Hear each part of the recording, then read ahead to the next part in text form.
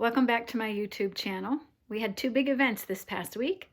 We celebrated the start of 2022, and if you are from Pittsburgh and love the Steelers like everybody else in the area, we saw Big Ben probably play his last game at Heinz Field after, I believe it's 18 years. So thanks for the memories, Big Ben.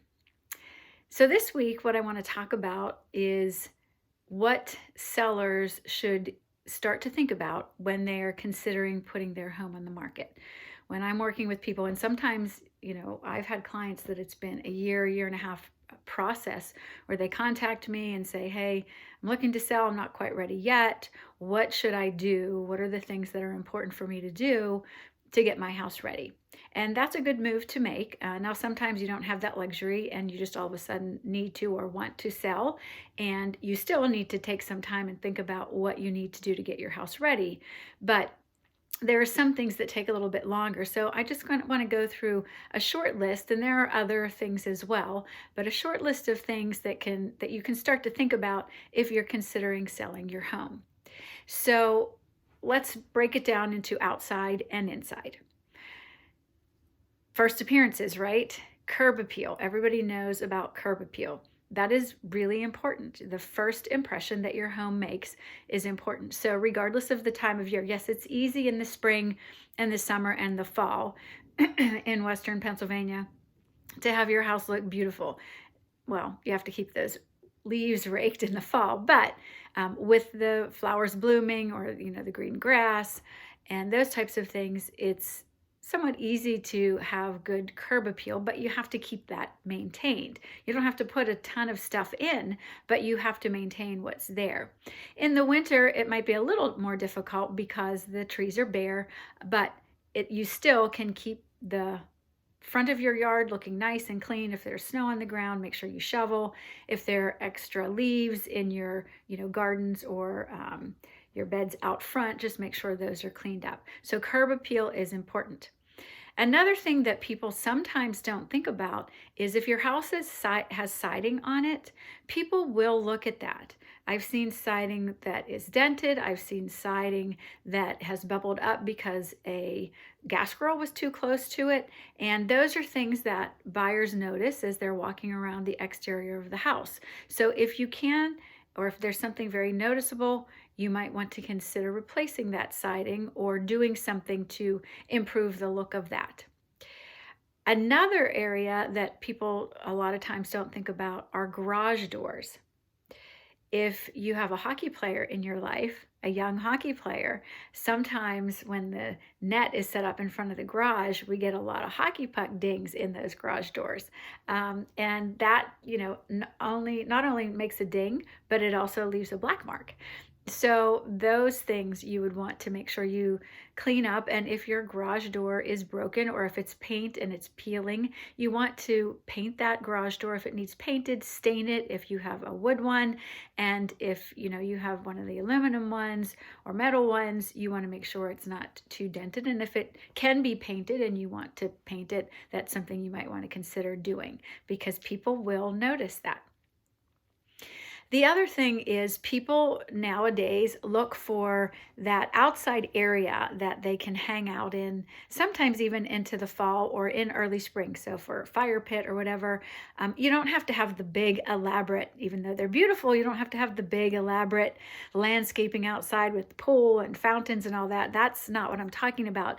But even something small, I had sellers that had a smaller home and they made a very cozy outdoor area. They got one of those shade sails and they stretched it across for the cover over their cement slab that was in the back that was their patio, and then they had just a small fire pit out there and chairs around it, and it looked very nice. And somebody coming through that home will envision themselves sitting in that entertainment area. So those are some things you can think about for the outside. It doesn't always have to be super expensive, but sometimes it's just the details and paying attention to making things look nice and neat and clean and refreshed. They don't have to be new, but refreshed. Inside the house, everybody knows the two big things that people look at are the kitchens and baths. Kitchens can be expensive. If you have the money and want to do it, or are planning to move in 5 years and are going to use it for a while, and you want to do that kitchen remodel, that absolutely is going to give you a return on your investment if it's done right and done well. Same thing for bathrooms, but those don't have to be huge fixes either. You can do something as simple as changing the hardware on the cabinets.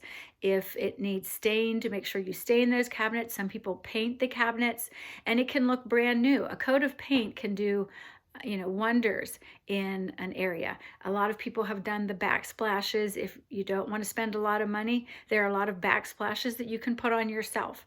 So you should give some attention to your kitchen and bathrooms to make sure that they show well. Again, if you have the money and are going to live there for 5 or 6 more years and want to upgrade, absolutely, because you will get your money back for those. That's a good return on your investment, but you can also make small fixes as well. In addition to that, people do look at the windows. They do look at them to see if they are energy efficient.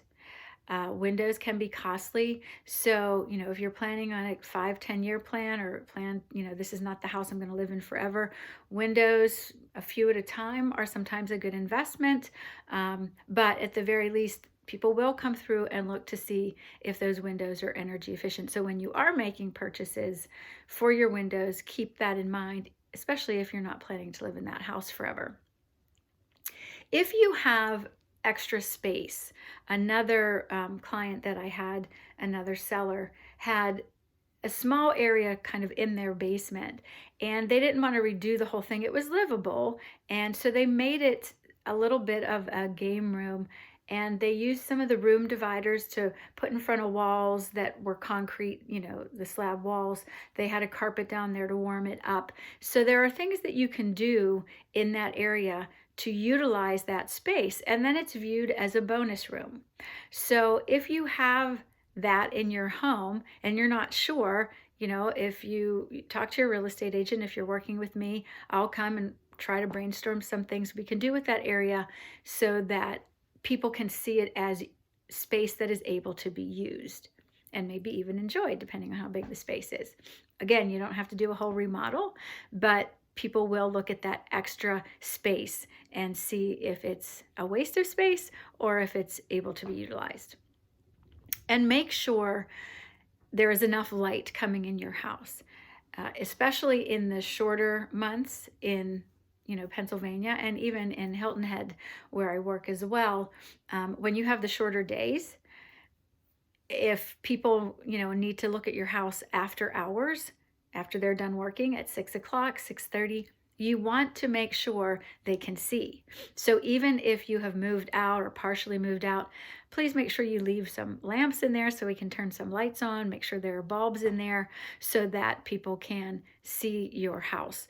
When it's too dark, it feels smaller, it doesn't feel homey, and so keep that in mind. Those are just a few of the tips, and again, when I work with my sellers, I walk through their house. Sometimes it's a year in advance, sometimes it's a year and a half in advance, sometimes it's 3 months in advance, and we discuss the things that are good investments for them to do to sell their house, and other things that I would look at and say, I don't think that's something you need to worry about. So some food for thought if you're thinking about selling your house. If you like my videos and like my YouTube channel, please subscribe at the bottom of the page, and I will see you next Friday with a new video. Have a great week.